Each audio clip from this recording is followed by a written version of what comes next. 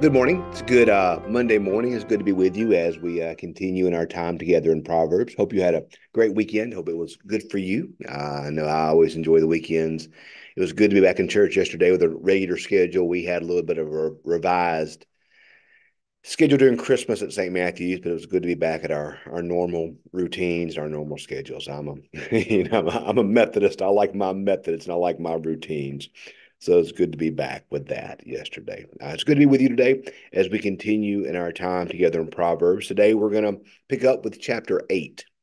Chapter 8 of Proverbs as we read a proverb a day. So, we kind of had a compact time on the weekend, and we'll do that again next weekend. We'll do that through the weekend. We'll cover 3 chapters on our Friday reflections, so that you can hopefully read or listen to or podcast these reflections and read those passages during the weekend time. So today we're at chapter 8. Chapter 8's interesting. It gives a very interesting perspective because, in my Bible, I always say how my Bible has different sections or different titles. Today, the first 21 verses are entitled The Gifts of Wisdom, and then 22 through 36 are entitled Wisdom's Part in Creation. So I want to read to you first from the first section, verse 13 through 14, where it says this: The fear of the Lord is the hatred of evil. Pride and arrogance are the way of evil, and perverted speech I hate. I have had good advice and sound wisdom. I have insight. I have strength.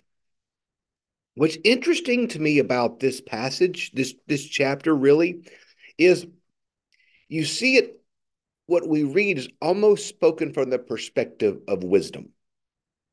Um, he says, he says here, verse 17, I love those who love me and those who seek me diligently find me. So you're like, oh, I love those who love me. But oh no, that's wisdom. Wisdom is saying that I love those who seek after me. So if you seek after wisdom, you will find it. And then verses like the 22 through 36 speak of wisdom's part in creation. Says there, this 22, the Lord created me in the beginning of his work, the first of his acts long ago. Ages ago I was set up. At first, from the beginning of the earth. When there were no depths, I was brought forth. Where there was no springs, I found in water. Before the mountains had been shaped, before the hills, I was brought forth. He had not yet made earth and fields, or the world's first bits of soil. Before he established the heavens, I was there, and drew a circle in the face of the deep.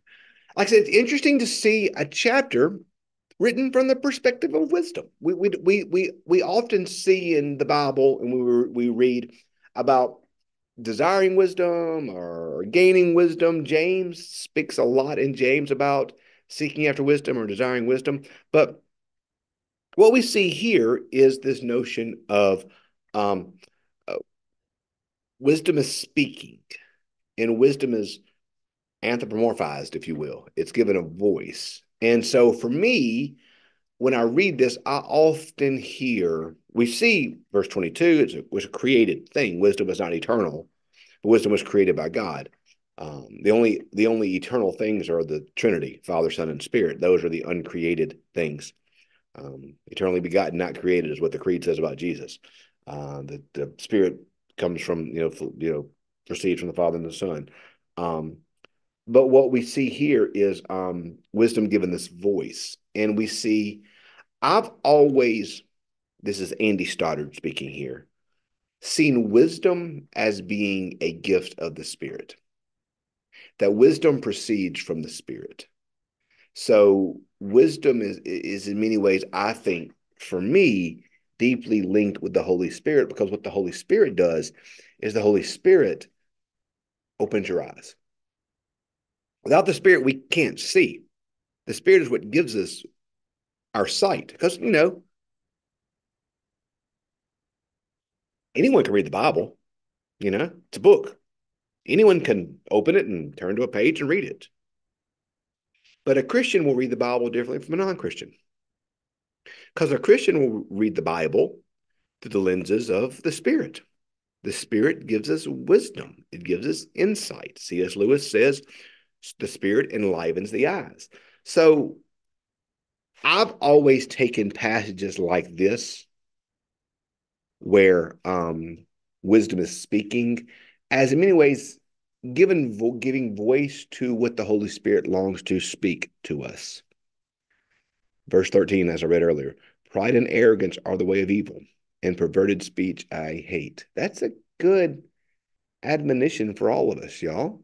Um, ooh, pride and arrogance are the way of evil. I was reading the other day in one of my, I, I, and I have my routines in the morning that I do, and when I wake up and drink my coffee first thing, I take out my Kindle and I read a couple of spiritual books. One is a C.S. Lewis devotional that I read every morning, and one is a guide from a monastic group called the Benedictines, and it's their rule. And one of the things it talks about that I read recently was how the only way to defeat our temptations is through humility, because ultimately the devil thrives on pride. That pride is the language of the devil. And the best defense we have in our struggle against temptation quite often is humility, humbling ourselves before God, humbling ourselves before the Father, receiving the gift of the Spirit. So it says here, pride and arrogance are the way of evil. Perverted speech I hate. Man, the beginning of wisdom, in many ways, is understanding how small we are. See, pride and wisdom are opposite of each other. Humility is the gift of wisdom. I've always, for me, felt like wisdom is seeing things through God's eyes. Experience helps give wisdom, but experience itself does not give wisdom. Now, I know some young folks, people much younger than me, who are very wise. I've seen more and lived through more than they have, but I think they have more wisdom than me. Uh, I know people who are older who may not have much wisdom. Wisdom is a gift of the Spirit because wisdom comes from the Spirit, and wisdom is the Spirit opening those eyes that we talked about earlier. Wisdom is the gift of the Spirit, allowing us to see from an eternal perspective. Think about how much of our life, y'all, now is reactive. So much of our life in this moment, in this cultural moment, we find ourselves as reactive. How often do we feel the need? I think that's what social media does to us. Social media prompts us to react, to like, to comment, to share. Wisdom tells us to see everything happening now, culturally, religiously, to see everything happening now, not in the light of this moment, but to see everything happening now in the light of eternity. Wisdom calls us to see things through the lenses, through the eyes of God.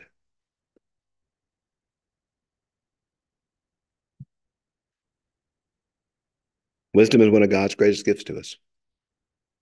And I believe that wisdom comes from the Spirit. So I think for us to receive wisdom, the voice of wisdom says this morning in verse 17, I love those who love me, and those who seek me diligently find me. I think we have to first need the humility to understand that we need it and that it isn't something that we gain, but it's something we receive. I think that's the first step in wisdom is humility and asking, as James tells us to ask for wisdom. And I think it is slowing down and taking a more eternal view. So I would encourage you, particularly if you're getting this reflection this morning on Facebook, on social media, take a day or two and don't react to anything on social media. Don't get sucked into controversies or others' anxiety or others' angst. Everything in the world now, I feel it in me as I think through things. Even now, I feel my own anxiety being raised over things as I think about things. Sometimes my greatest battle is to control that and to keep the longer perspective. But think of things in the light of eternity. I saw a funny meme today on social media where it says, in the light of eternity and of all that's ever existed in creation and all that ever will exist, I'm really not eating that much cheese. I like that. In a lot of eternity, really not that much cheese that I'm eating right now.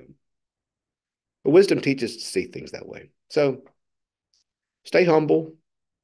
Stay humble. Keep the eternal view and ask for it. Ask for it. And our God, who is good and merciful and kind, will give wisdom to all who ask. So may we have the humility to ask.